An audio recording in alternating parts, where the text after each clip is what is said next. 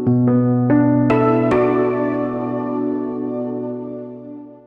it going, everybody? Welcome back to the channel. Today we're going to go over a kind of a special episode. We're going to go over some news with Cardano, some important news that's coming out in terms of where Cardano is being deployed, smart contracts and everything else. And then we're also going to look at someone else's perspective on Cardano and Polkadot, why I think they might be a little bit misguided, but it's not for me to decide. And then we're going to go over general portfolio theory and making sure that you're hedging your bets against what you're invested in. If you do like this content, go ahead and give me a like and subscribe to the channel for more crypto news and content. First and foremost, Cardano ADA has made a debut in Japan, so it is launched in Japan, but it has been launched on BitPoint, which is the Tokyo-based exchange. So this is the first exchange listing that is taken on ADA in that country. So obviously Charles tweeted out, ADA is launching in Japan in 10 minutes. I've been waiting a long time for this day, and congratulations and thanks to the community there. So great. I think it's just great to see more adoption and more spread and more trading volume amongst Cardano, and especially with Japan, because Japan is a pretty big crypto hub. They really like a lot of cryptocurrencies, and I'm more than happy to see them being trading Cardano. And the Cardano Foundation actually partnered with an AML CFT analytics vendor to ensure ADA's compliance. Now, I'm really big on this. A lot of people don't like KYC, know your customer, how you have to, say, for example, give your license to withdraw from an exchange or some similar level of knowing who they're dealing with. Now, the thing that most people don't understand is that this is very standard for the business. Now, I work in insurance, so KYC, AML is a huge part of that, making sure that we know our customer, making sure that they're not laundering their money to pay with the funds or pay the policies with ill-gotten funds or anything like that. These are very, very important laws to have in place to make sure that there are no bad actors investing and spoiling the bunch. So that's exactly why KYC and AML exists.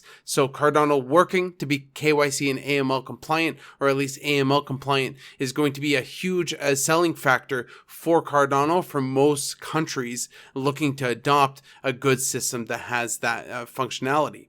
Now, this partnership is with CoinFirm, and they're looking to integrate their tools into Cardano. And obviously, this is crucial because it helps with anti-money laundering analytics, understanding exactly where the money is coming from.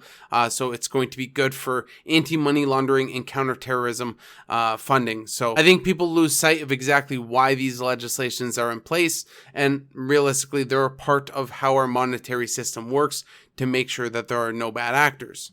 Now, of course, the USD is the most laundered currency out there, but it doesn't hurt to put these safeguards in place. And again, bringing that regulatory framework around that crypto is going to help its adoption in further countries, companies, and everything else. So that is another reason why I'm hugely bullish on Cardano.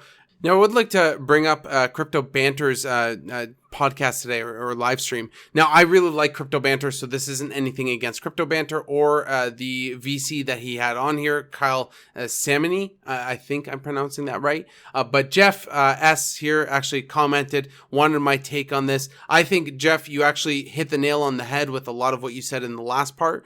He's very heavily invested in Solana, so obviously there's a bit of bias there. And granted, I have bias as well. Keep in mind, my number 2 holding at this point is Cardano because of the increase. So I do have bias. I'm hugely bullish on the Polkadot system, but a good portion of my portfolio is Polkadot. So I have some underlying biases there. So you got to understand that as well when you're listening to me. I'm very open about those biases. So there are 2 things that he discussed. One is at 36 minutes talking about Cardano and the programming language for Cardano.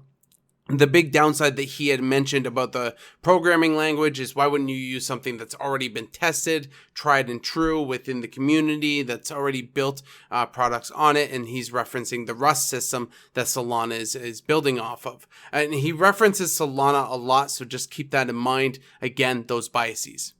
Properties of Cardano, but the biggest concern I have with it is that the Cardano team has built a custom virtual machine and a custom programming environment. Launching a programming language is a very, very difficult thing. Most engineers in the world tend to have a bias that's called not built here syndrome, and they tend to want to rebuild everything in themselves. some of it's kind of control and knowledge, and some of it's is just kind of not appreciating the work others have done. And whenever I see teams building custom programming environments, that's in almost all cases in the history of software, a red flag. There are a few examples, like in certain kinds of domain-specific languages, where that is actually a smart thing to do. But for the most part, building a custom programming environment is a bad idea. And isn't Solana also a custom programming environment? Isn't No, Solana, the entire code base of Solana is written in Rust. Yes. And Rust is the flagship programming languages for Solana. It is, and Solana is built entirely on the Rust toolchain. Rust is, I think it's 12 years old now or so, 13 years old. And the general rule of thumb for anyone who's kind of been, deep in computer science land is that it takes 10 years to really mature a programming language in a toolchain. C++ was invented in the early 80s, didn't hit its stride until the 90s. Like the same as JavaScript, invented in the 90s, didn't hit its stride until the 2000s. It's just these things take a decade to refine perfectly and build the entire set of tools around them. So the code base is an interesting argument, and it's something that's been talked about with Cardano for a long time. Now, Charles has responded a lot to the code base being Haskell, why he chose Haskell as the code base for Cardano, why everything has gone the way that it is. And he really talks about fidelity and precision with the code base. He says it's a little bit more down to the math and more science-based and more academic-based, and it has a lot more precision to be able to enact certain things on the code base. He also talks in another interview discussing how it's the same type of code that would be used in banking structures and in financial structures. So looking at it from that perspective, it makes sense. Now, that doesn't mean that the code base can't have console layers on top of it. Actually, Charles has mentioned this before, of just having interfaces to interact with the code base, but the blockchain has that subcode, which is the precision of that code. So we can still have the consoles and we can still integrate other things, like services, like other code base, but under everything it has this very precise code with fidelity, which I think is the biggest thing. Again, I'll link the podcast down below. It was really helpful for me to kind of grasp my head around it.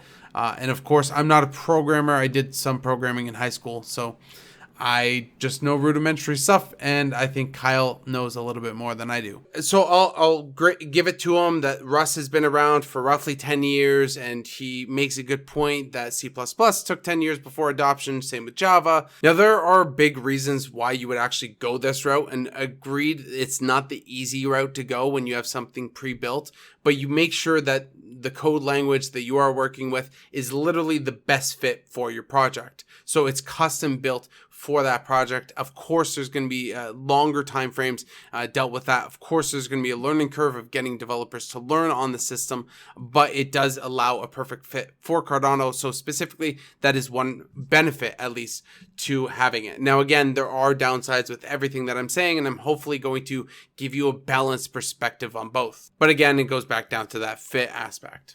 Also, having the ability to change and develop code and develop your own system gives you a little bit more flexibility in practices when things are more in flux or you need to adapt in a specific way. You have full control over how that code is written.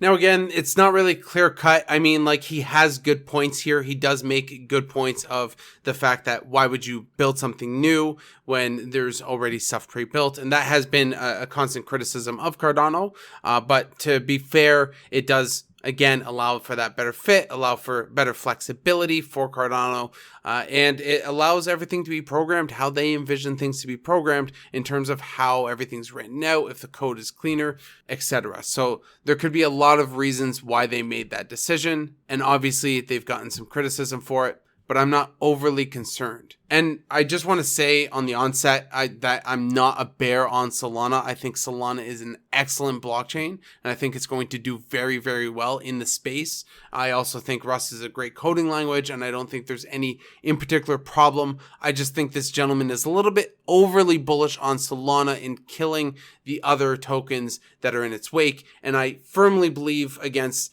really damning a token and just looking at more hedging your bet against a token. So for example, if you're not specifically bullish on Cardano, maybe Solana is a good hedge against that Cardano.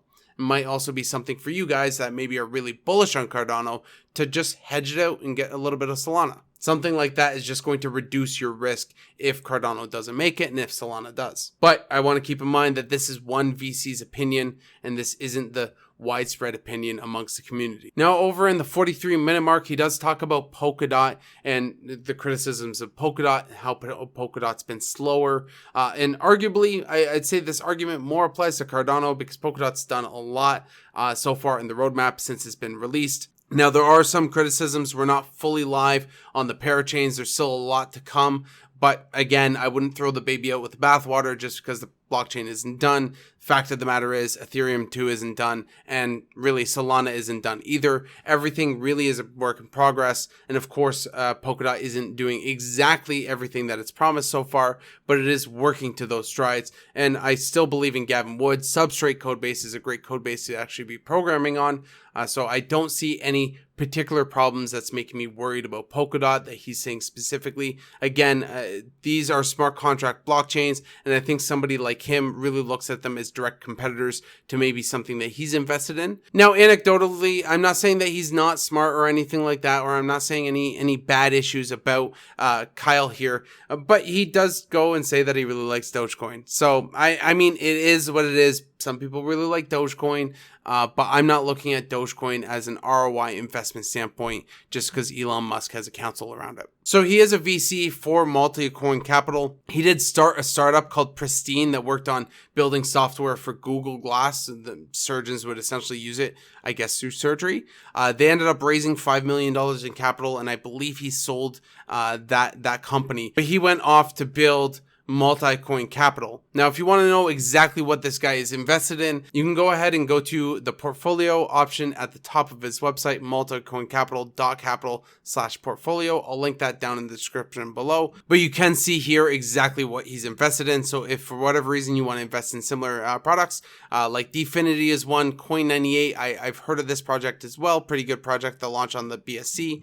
So there's a lot of projects that he is invested in. So if you wanted to take a more broader look at exactly what he's invested in, and obviously we have Solana here. So it's not that he doesn't know what he's talking about. I think he really does. He's a developer, former developer, so he understands code. I'm assuming he's a VC. He started, funded, and sold his startup. So he's obviously knowledgeable in the space. So there is a lot that he's bringing to the table that he's discussing of. So I think it's an interesting perspective. I already own some Solana. I'm still particularly bullish on Polkadot because of the substrate codebase, because of what the Polkadot ecosystem is thriving to do. But I don't want to discount his opinions, and I think his opinions are valid.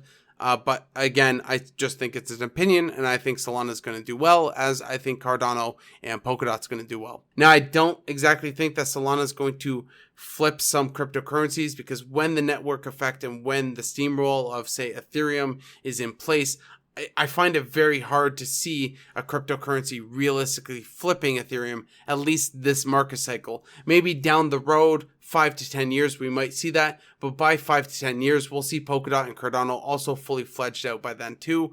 So it could be anyone's game. The crypto market could look completely different in 5 years. Now, as of right now, Cardano sits at $2.74, currently down for a little bit because we did see a bit of a market dip when Bitcoin got rejected from that 50,000. It is bouncing back up now. So again, I'm not terribly concerned about the dip like we discussed in the last video, but I do think it's important to recognize that you should be hedging your bets against tokens that you're really bullish on. So for example, I was super bullish on Ethereum, and then I hedged that bet with ADA and Polkadot, and that's proven to be a really good investment to be doing that. So obviously hedging your bet against ADA isn't always a bad thing, and taking other perspectives and adapting that into your portfolio is also good. But you have to also recognize that some people's opinions could come with biases, which likely my opinions do come with as well. So you just have to keep that in mind. Some criticism is valid. Some criticism is just coming from a biased place. Hopefully that was clear. If you did like this video, go ahead and give me a like. Subscribe to the channel for more crypto news and content. And of course, happy hodling.